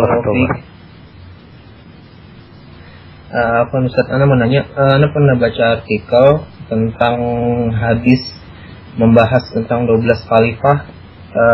Di situ disebutkan sepertinya yang membuat artikel tersebut adalah orang Syiah. Ana juga wallah juga kurang tahu. Tapi di situ disebutkan di hadis tersebut tentang 12 khalifah. Disebutkan oleh orang itu, diriwayatkan oleh Bukhari, Muslim, dan imam-imam riwayat hadis semua. Apakah ada hadis tentang tersebut, Ustaz, tentang 12 khalifah tersebut? Bagaimana Ustaz tanggapan Ustaz masalah itu, ataupun hanya syubhat saja dari mereka ke mereka? Itu saja Ustaz. Jazakumullah khairan. Assalamualaikum warahmatullahi wabarakatuh. Ya, assalamualaikum warahmatullahi wabarakatuh. Ya, berkaitan dengan haditsnya memang betul. Haditsnya dalam riwayat Bukhari dan Muslim kan ada khilafah di tengah umat. Ya, kemudian ada kekuasaan, kemudian datang lagi khilafah di akhirnya. Ya, cuma yang menjadi masalah saja manusia yang keliru di dalam memahaminya. Itu saja menjadi masalah. Nah, kalau haditsnya adalah hadits yang sahih, yang perjalanan dari umat ini dimaklumi, Ya, Khulafa ar-Rasyidin dikenal ya dari masa khilafah mereka ya 30 tahun ya disebut di dalam hadis. Maaf tadi yang disebut 12 itu pembahasan lainnya. 30 tahun berkaitan dengan masalah khilafah. Ya 30 tahun dan nanti akan disebutkan juga di akhir di hadis-hadis yang lain tentang keluarnya Imam Mahdi di akhir zaman, dan beliau dari keturunan Nabi Sallallahu Alaihi Wasallam. Nama beliau dan nama ayahnya sama dengan nama Nabi Sallallahu Alaihi Wasallam, yaitu Muhammad bin Abdullah. Ya, maka di dalam memahaminya adalah hal yang dibenarkan atau hal yang ada di dalam syariat kita, ada di dalam hadis. Hanya saja orang-orang yang keliru di dalam mengarahkan. Orang-orang Syiah mengarahkan tersebut kepada 12 imam mereka. Ya, dan ini adalah pembatasan yang tidak dibenarkan. Sebab mereka membatasi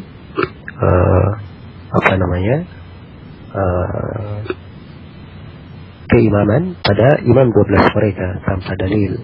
Ya, dan mereka berlebihan di dalam hal tersebut sampai menyebut imam 12 mereka itu mencapai kedudukan para nabi dan para rasul, bahkan memiliki sifat-sifat keilahan yang mengetahui yang gaib, mengetahui kapan mereka mati dan selainnya dari akidah-akidah kekafiran. Ya. Jadi yang paling penting sebenarnya dalam hal ini bagaimana seorang memahami hadis tersebut, dan ini perlu untuk membaca keterangan para ulama ahli sunnah, ulama yang lurus di atas sunnah, ya, bukan dari orang-orang yang keliru di dalam memahami. Wallahu ta'ala alam. Nah. Ya. Baik, berikutnya Ustaz dari Al-Ah Abu Muhammad Syahrial di Sangatta, Kalimantan Timur. Ustaz, beberapa ikhwan di sini itu berangkat kerja jam 5 subuh dengan jemputan bis perusahaan. Jika terlambat, bisa ketinggalan jemputan, maka kami tidak bisa ikut sholat subuh berjamaah dengan masyarakat. Maka bolehkah kami sholat berjamaah sendiri di teras masjid saat orang mulai azan di masjid, atau kita menunggu azan selesai terlebih dahulu? Ya. Ya, kalau mereka ada beberapa orang, maka boleh saja berjamaah ya bersama apabila waktu telah masuk. Seperti menjadi pokok memang adalah waktu telah masuk. Ya. Apabila waktu belum masuk, tentunya tidak akan syah salat tersebut. Tapi di sini karena berjamaahnya dilakukan di masjid, ya maka ini harus diatur dengan masyarakat masjid tersebut. Harus diatur dengan masyarakat tersebut. Ya. Bagaimana baiknya? Sebab membuat jemaah selain daripada jemaah umum di masjid ini akan menimbulkan perpecahan dan menimbulkan hal-hal yang tidak baik ya di tengah manusia.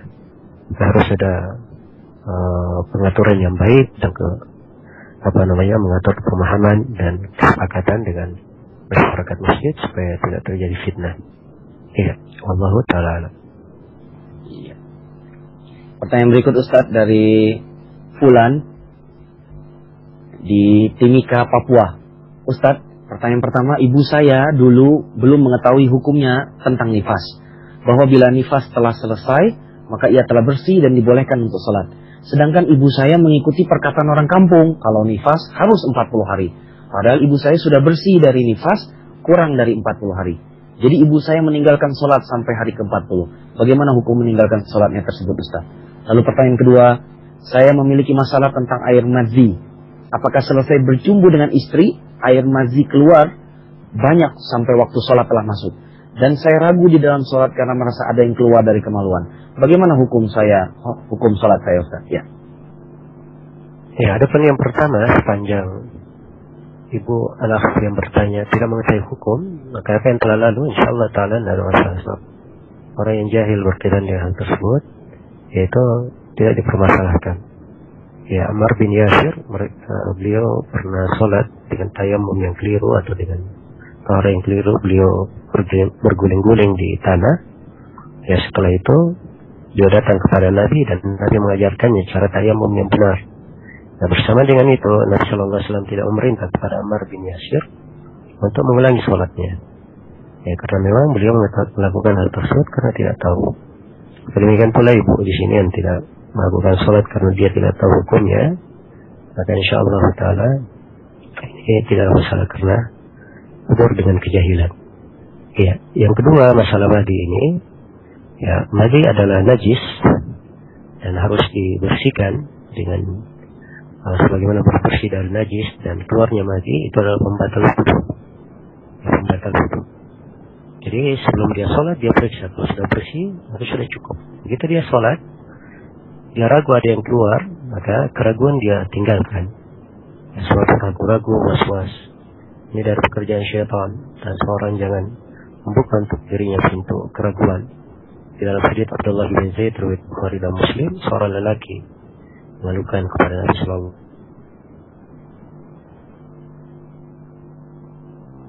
wasallam, "La yansarif hatta yasma'a sautan aw yajida rihan." Jangan dia keluar, dia tinggalkan salatnya sampai dia mendengar suara atau dia mencium bau. Ya Allah Ta'ala. Ya, pertanyaan berikut Ustaz dari Al-Ahadi di Samarinda, Kalimantan Timur. Ustaz, ana baru mengenal manhaj salaf. Saat ini ana akan menikah dan calon istri ikut di pengajian PKS. Dan ana sudah mengingatkan akan bahayanya taklim di sana. Dan calon istri ana tidak mau meninggalkannya. Bagaimana cara menasihatinya Ustaz? Dan apakah ana boleh memutuskan rencana pernikahan ini? Ya. Ya, berkaitan dengan masalah nikah, seorang laki-laki dia memilih siapa saja perempuan yang salihah, yang dia pandang baik agamanya, ya, dan dari kebaikan agama seorang perempuan adalah dia lurus di atas jalan Al-Quran dan Sunnah Rasulullah Sallallahu Alaihi Wasallam. Karena itulah pengajian kalau di dalamnya diajarkan kepada fanatik, pada golongan tertentu, pada mengkultuskan golongan tertentu, mengajarkan untuk melakukan demonstrasi atau mengajarkan melakukan demo dan melakukan tindakan taatan terhadap pemerintah atau di kelompok tersebut, diajarkan akidah-akidah yang keliru, maka seorang boleh menilai bahwa orang yang terlibat di sana ini tidak bagus dari sisi keagamaan. Ya, dan perlu diingat ya bahwa berkaitan dengan masalah bid'ah itu lebih berbahaya daripada maksiat. Menurut kesepakatan ulama. Ya, menurut kesepakatan ulama. Kekeliruan pemahaman ini adalah arah dari syaitan untuk merubah agama.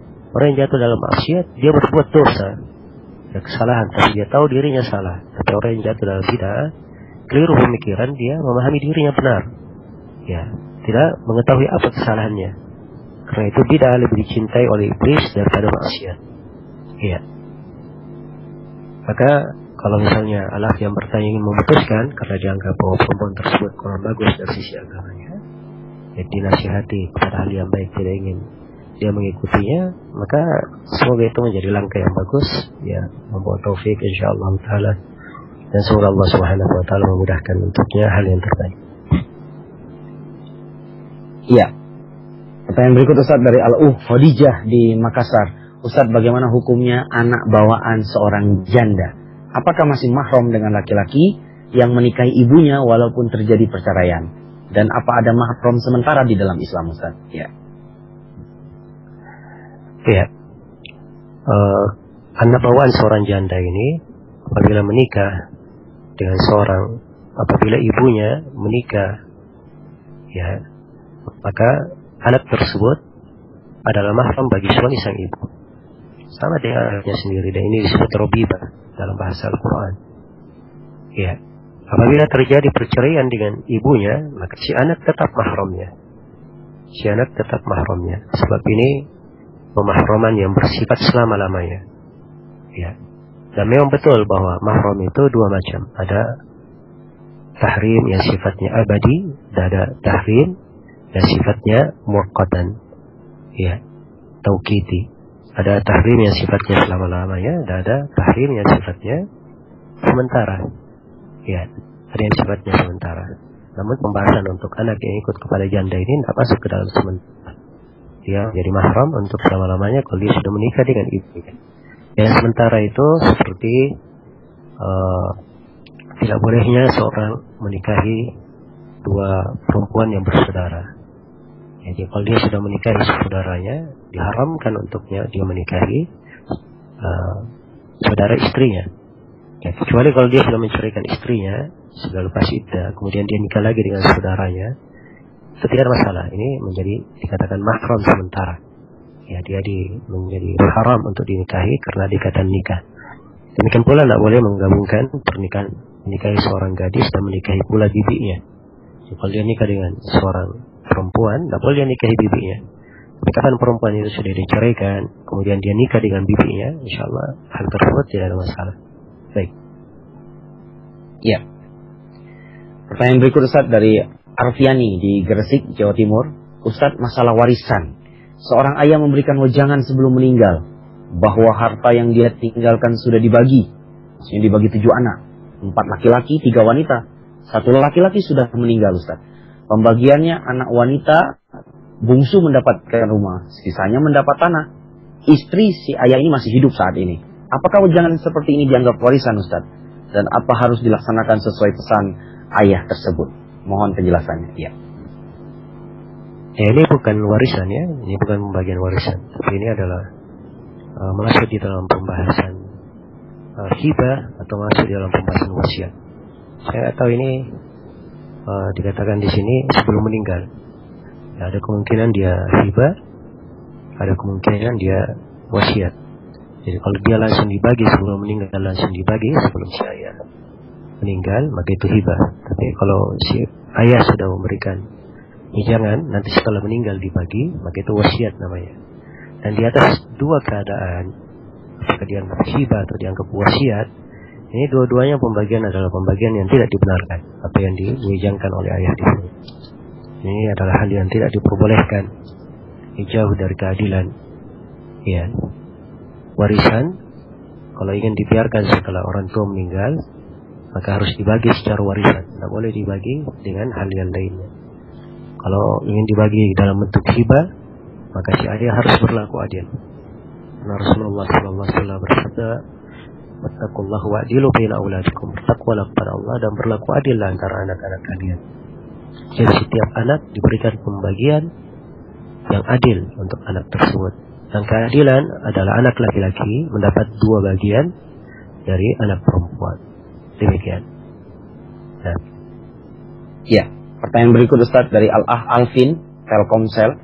Ustaz, apakah sholat dan ibadah seseorang yang kerjanya berzina dan berjudi diterima di sisi Allah Subhanahu wa Ta'ala? Ya. Ya, sholat dan ibadah itu adalah hal yang diterima apabila seorang itu bertauhid kepada Allah Subhanahu wa Ta'ala, kemudian dia ikhlas dalam melakukan ibadahnya, dan yang ketiga dia melakukan ibadah itu sesuai dengan tuntunan Rasulullah Sallallahu Alaihi Wasallam. Itu 3 syarat. Apabila 3 syarat ini terpenuhi, maka ibadahnya diterima. Namun zina dan judi yang dia lakukan, ini dari dosa-dosa besar. Ya, akan mengurangi kebaikannya, menurunkan keimanannya, menjauhkannya kepada Allah, dan akan menghambat dia dalam melakukan ibadah menegakkan kepada Allah Subhanahu wa Ta'ala.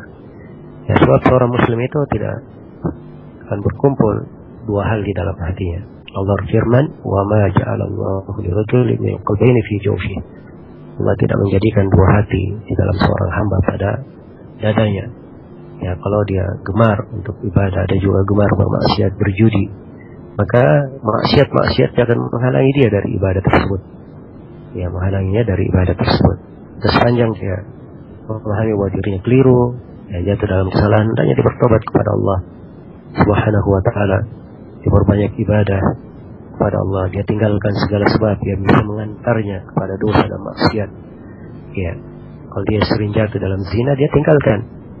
Dekat dengan perempuan, ya, istilah bercampur baur dengan perempuan, melihat kepada perempuan-perempuan yang bukan mahram, ya, dan sebagainya. Dia tutup segala pintu yang bisa mengantarnya kepada kejelekan tersebut. Wallahu ta'ala.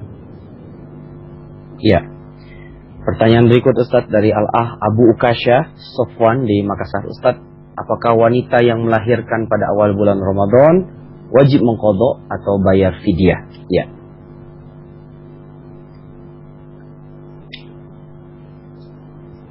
Baik. Berkaitan dengan masalah perempuan yang melahirkan, ya, apabila dia melahirkan, dia menjalani masa nifas, ya, menjalani masa nifas. Apabila dia menjalani masa nifas, maka dia dihitung sebagai seorang perempuan yang haid.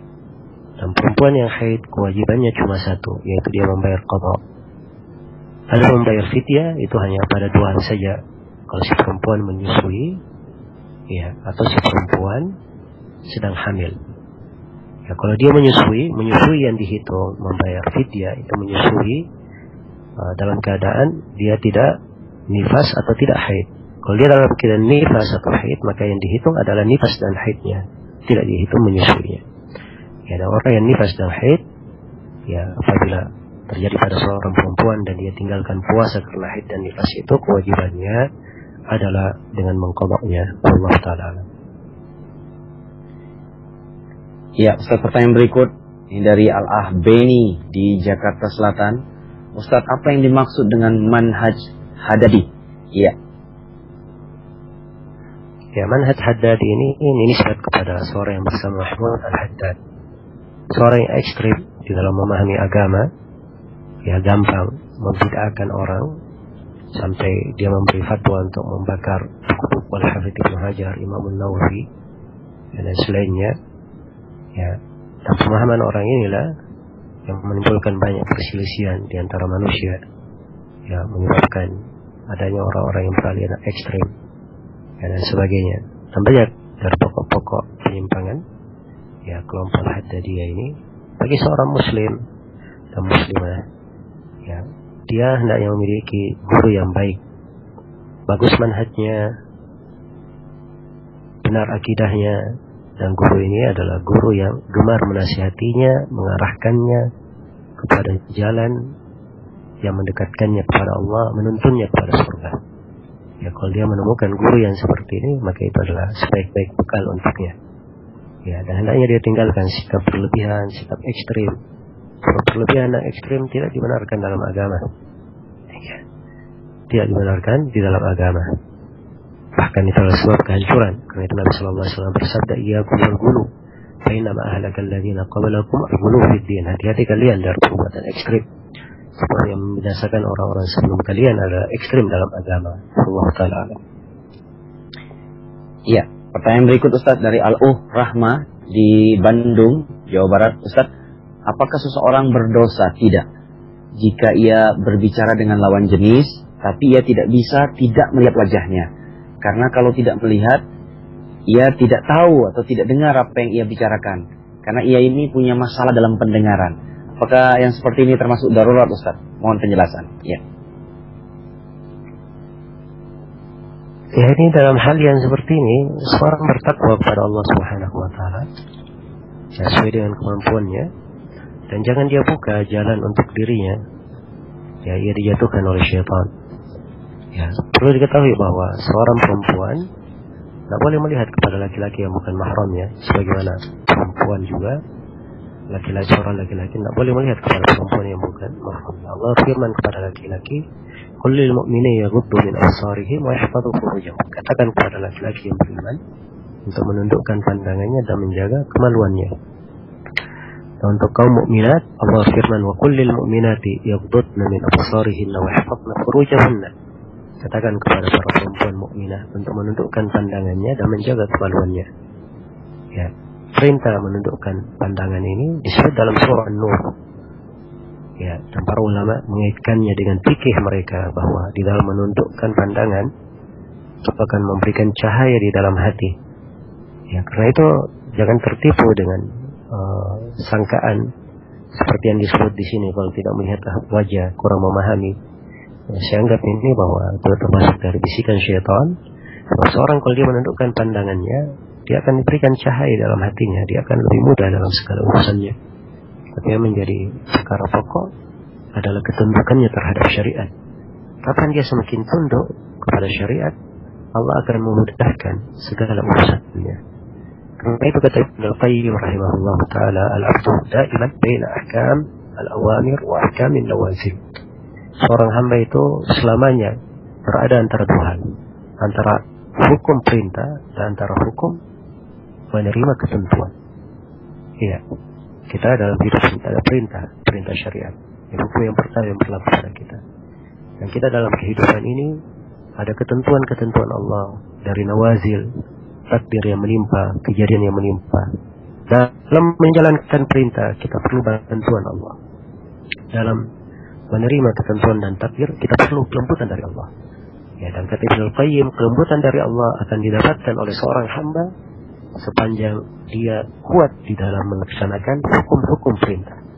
Semakin dia kuat melaksanakan perintah Allah, maka akan dia dapatkan kelembutan Allah di dalam kehidupan yang melimpahnya.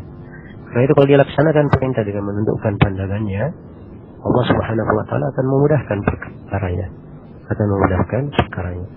Dan sekali lagi saya ingatkan bahwa jangan membuka pintu kejelekan ya bagi diri sendiri yang mungkin akan mengantar kita kepada hal yang kita sendiri akan menyesali nanti akan perbuatan tersebut. Nah, itulah syaitan.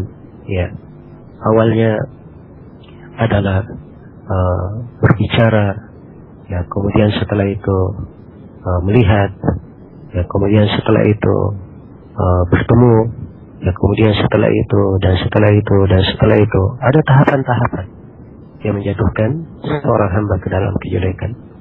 Dan semoga Allah Subhanahu wa taala menjaga kita semua dari segala dosa dan maksiat dan memberikan kekuatan kepada hati dan diri kita semua untuk menapaki tuntunan Al-Quran dan Sunnah Rasulullah SAW. Allah Ta'ala. Ya, pertanyaan berikut Ustaz dari Al-Ah Muhammad Romlan di gmail.com.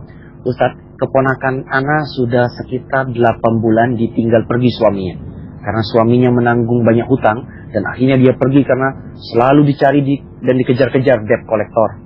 Selama 8 bulan meninggalkan istri dan anaknya, dia tidak pernah memberi nafkah.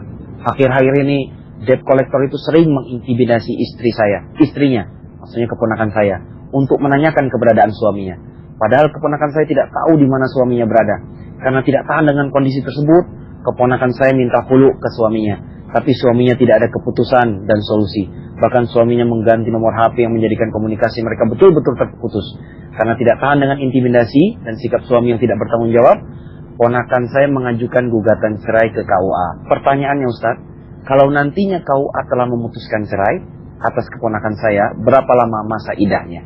Apakah 4 tahun 4 bulan sebagaimana istri yang ditinggal suami, atau 3 kali suci sebagaimana perceraian biasa? Ya. Ya baik, jadi ini jalur yang dia tempuh sudah benar, yaitu ke KUA. Sebab urusan yang seperti ini, apalagi 8 bulan dinafkahi, ini sudah lebih dari batasan. Yang paling lama seorang suami meninggalkan istri 4 bulan. Paling lama. Ya, apabila lebih daripada itu, maka si istri boleh menuntut cerai. Dan kalau si istri menuntut cerai ke KUA, dan KUA memisahkan, ya pemisahan akad nikah yang dilakukan oleh negara, oleh pengadilan, itu ada 2 bentuk. Ada yang dianggap sebagai hukum talak, dari yang dianggap sebagai hukum selain talak, hukum pemisahan. Kalau talak, maka dia hanya menjalani 3 kali haid saja. Ya, 3 kali haid.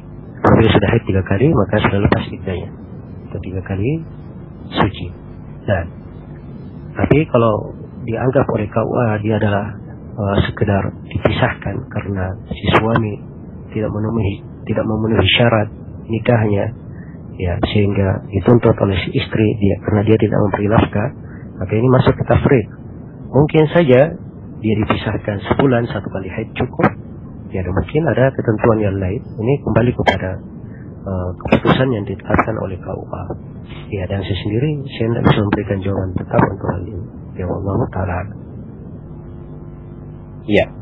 Pertanyaan berikut Ustaz dari saudara Febri Jeff di Wonogiri, Jawa Tengah. Ustaz bertanya tentang hadis ini. Wanita-wanita yang berpakaian tetapi hakikatnya mereka telanjang, melenggak-lenggokkan kepala, mereka karena sombong dan berpaling dari ketaatan kepada Allah dan suaminya. Kepala mereka seakan-akan seperti punuk onta. Mereka tidak masuk surga dan tidak mendapatkan wanginya surga, padahal wanginya bisa didapati dari jarak perjalanan sekian dan sekian. Lalu apa perbedaannya Ustaz dengan kaum musyrikin? Ya. Ya, ini hadits adalah hadits yang sahih ya, diriwayatkan oleh Imam Muslim di dalam sahihnya. Ya, dan hukum yang disebut di dalam hadits demikian terhadap perempuan yang berpakaian tapi mereka telanjang. Kasiyatun nisa'un kasiyatun ariyat. Para perempuan yang berpakaian tetapi mereka adalah telanjang. Ya. Apa yang disebut di dalam hadits itu tidak disebut bahwa mereka adalah perempuan muslimah. Ya. Karena ini hukum berlaku umum untuk siapa saja dari perempuan muslimah maupun selain muslimah yang masuk di dalam hal tersebut. Ya, karena itu seorang perempuan muslimah hendaknya menghindari hal-hal yang seperti ini. Adapun perbedaannya dengan kaum musyrikin jelas ya, keislaman adalah hal yang membedakan. Ya, keislaman adalah perkara yang membedakan. Tapi dari sisi ancaman yang disebut di dalam hadis, ini adalah ancaman yang hendaknya menggetarkan hati setiap perempuan yang jatuh di dalamnya. Wallahu ta'ala. Ya, pertanyaan berikut Ustadz dari Al-Lucy di Rawamangun. Ustadz, pertanyaan pertama, bacaan duduk di antara dua sujud yang benar sesuai tuntunan Rasulullah SAW seperti apa? Lalu yang kedua, sholat sunnah qobliyah subuh, apakah harus dilakukan di antara azan dan iqamah? Lalu bagaimana dengan sholat qobliyah zuhur? Ya. Baik, yang pertama berkaitan dengan bacaan duduk antara dua sujud. Ya, adalah dia membaca Rabbi firli 2 kali. Kalau dia baca lebih daripada itu, insya Allah tidak ada masalah. Ini haditsnya yang sahih. Ada hadits yang lain, ada doa yang lain lebih masyhur daripada itu. Tapi ada silap pendapat di kalangan ahli hadits tentang keabsahan haditsnya. Karena di dalam sanadnya ada seorang rawi yang melakukan tadlis.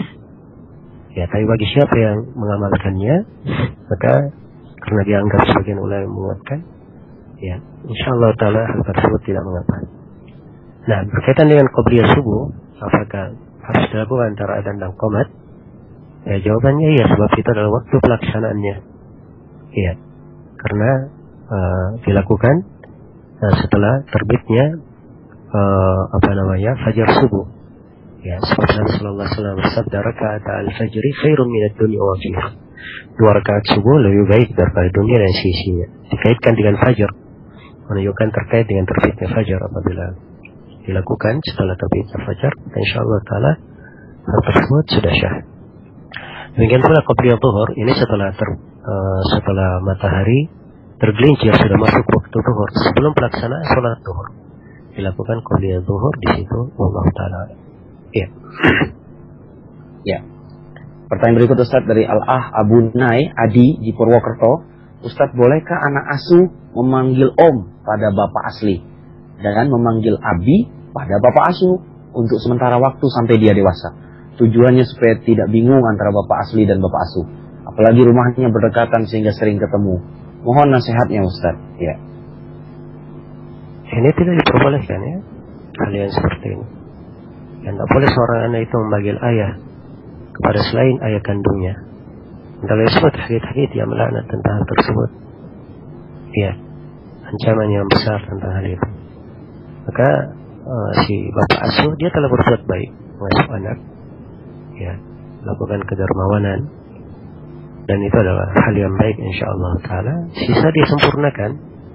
Ya, tetap diarahkan si anak untuk mengenal ayah aslinya.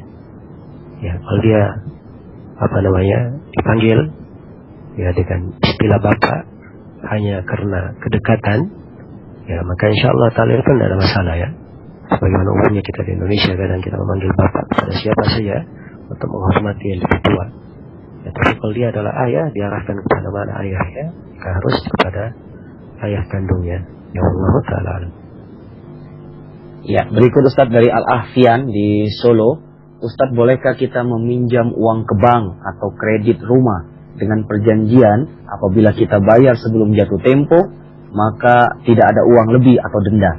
Akan tetapi apabila kita telat bayar atau sudah lewat tempo, maka kita bayar lebih. Karena kita kena denda. Kita punya keyakinan kita bisa bayar sebelum jatuh tempo. Mohon penjelasannya Ustaz. Ya. Hal yang seperti ini tidak diperbolehkan ya, sebab dari awal dia sudah menyetujui suatu akad yang batil.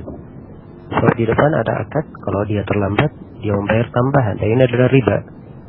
Ya, dan Rasulullah SAW bersabda, "Kullu syartin laysa fi kitabillahi fahuwa batil wa in kana mi'ata syart." Setiap syarat yang tidak di dalam kitab Allah, maka itu adalah syarat yang batil, walaupun dia adalah 100 syarat. Maka dia di depan dia sepakati akad terima, ini adalah hal yang diharamkan. Nah, oleh seorang muslim masuk di dalam akad, ya, dengan ketentuan yang tidak dibenarkan di dalam syariat. Ya Allah Ta'ala. Alhamdulillah sekarang kalau seorang berijtihad sungguh-sungguh ingin mencari solusi dalam modal, ya, untuk kredit maupun selainnya, banyak solusi. Ya, tapi itulah siapa yang bertakwa kepada Allah, Allah akan berikan untuknya jalan keluar. Nah, ya, pertanyaan berikut Ustadz dari Al-Ahwahid di Depok. Pertanyaannya, Ustadz, berapa takbir apabila kita dalam masbuk, dalam keadaan satu imam dalam keadaan ruku, yang kedua imam dalam keadaan i'tidal, yang ketiga imam dalam keadaan sujud, dan yang keempat imam dalam keadaan sujud yang kedua, dan yang kelima imam dalam keadaan tasyahud. Ya. Ya, pada seluruh keadaan yang ditanyakan, ya takbirnya sama saja. Ya, bagi seorang yang masbuk. Seorang yang masbuk yang pertama punya kewajiban untuk takbiratul ihram. Sebab ini adalah takbir pembukaan untuk masuk ke dalam sholat, dan tidak sah sholat tanpa takbiratul ihram. Nabi sallallahu alaihi wasallam bersabda, tahrimuh takbir, tahrimuh takbir, pengharaman sholat itu adalah dengan bertakbir, harus didatangkan takbiratul ihram. Kemudian takbir yang kedua, setelah dia takbiratul ihram, maka disunnahkan dia bertakbir mengikuti gerakan imam saat itu. Kalau imam dia ruku, dia takbir untuk ruku. Kalau imam dia takbir sekali lagi untuk i'tidal. Kalau dia imam sedang sujud, dia takbir sekali lagi untuk sujud. Ya, jadi 2 kali takbir. Takbir pertama takbiratul ihram, takbir yang kedua sunnah, tidak mesti, tidak wajib. Kalau setelah takbiratul ihram dia langsung duduk, dia langsung ruku, tidak ada masalah insyaallah. Ya, terus kalau dia ingin takbir sekali lagi, tidak apa-apa. Nah, ya, pertanyaan berikut Ustaz. Subhanallah, saya Diana dari Jakarta.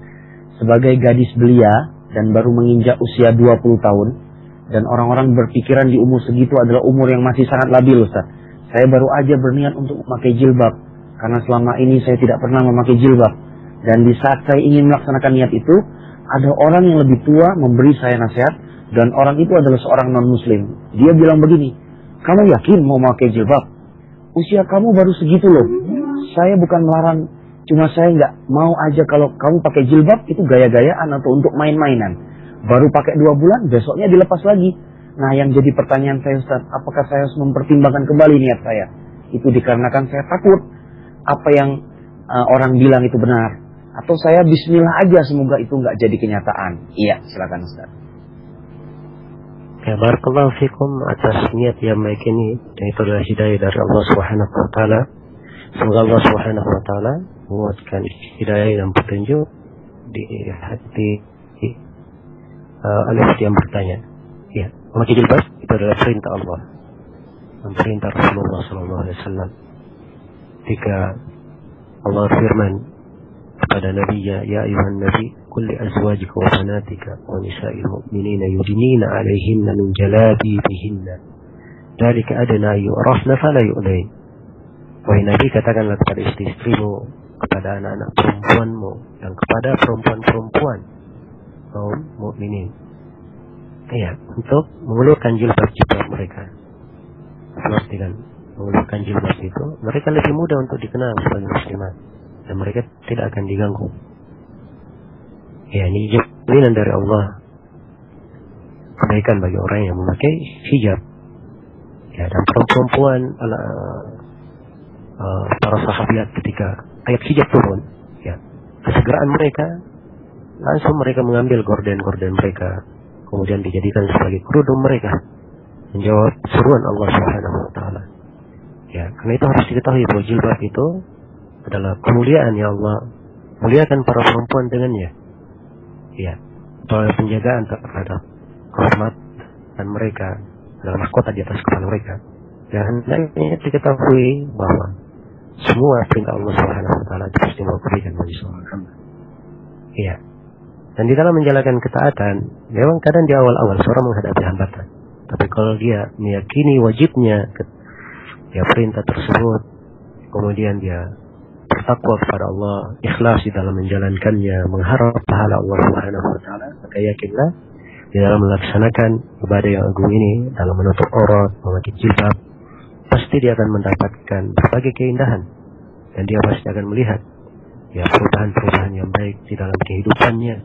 Semoga Allah Subhanahu wa taala yang mengukuhkan kita semua di atas petunjuk, dan tidak perlu kita mendengarkan siapapun, apakah dia seorang muslimah, apalagi dia adalah seorang yang non muslimah, menasihatkan sesuatu bertentangan dengan tuntunan syariat kita.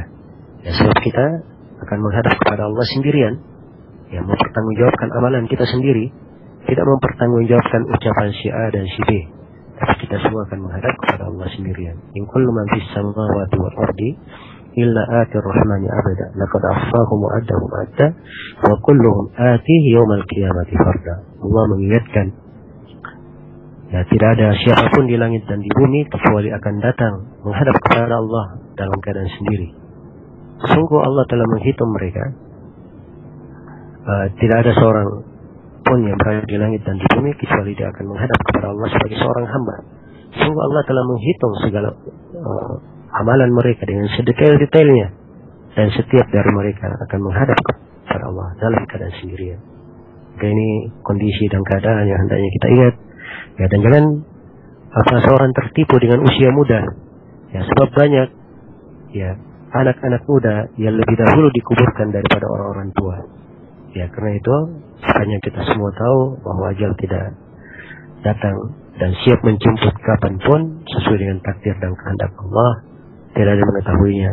Maka kewajiban kita untuk meraih surga Allah, mendekatkan diri kepada Allah pada segala keadaan, itu adalah hal yang dituntut secepat mungkin, secepat mungkin, sepanjang Allah masih memberikan kepada kita semua kesempatan dan waktu. Wallahu ta'ala a'lam. Baik Ustaz, pertanyaan terakhir dari saudara Dede Nurseha. Ustaz, bagaimana caranya agar tidak patah semangat dalam menghadapi kehidupan? Untuk tidak patah semangat dalam menghadapi kehidupan, kita perlu kepada beberapa bekal. Bekal yang pertama adalah kita mengingat luasnya rahmat Allah Subhanahu wa taala.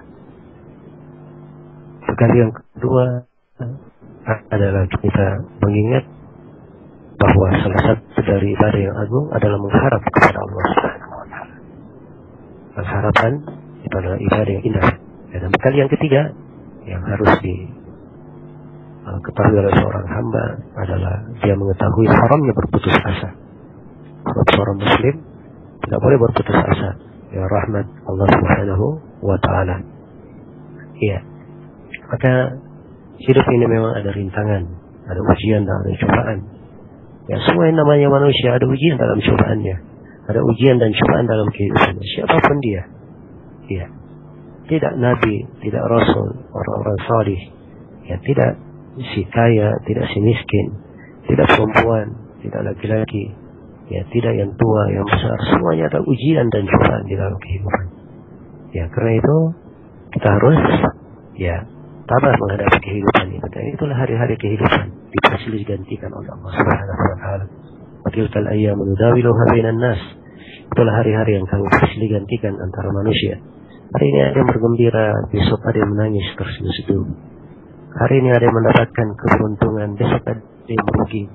Hari ini ada yang hidup, besok ada yang diantar ke kuburan. Hari ini ada seorang yang berada di dalam kelapangan, di dalam kesempitan. Dan itulah hari-hari kehidupan. Tapi yang paling penting bagi seorang hamba, dia giat beribadah kepada Allah, membangun dirinya di atas ketakwaan, kuat tawakalnya kepada Allah sesuai dengan syariat dan tuntunan ilmu agama.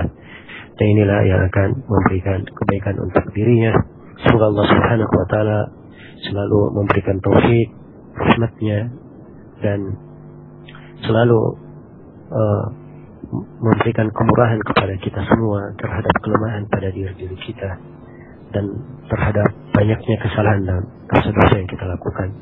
Dan semoga Allah Subhanahu wa taala selalu memberikan kepada kita semua petunjuk dan inayahnya di dalam menjalani kehidupan ini, di dalam membangun ibadah kepadanya, di dalam meniti jalan menuju kepada surganya. Innahu waliyudzalika wal qadiru alaih.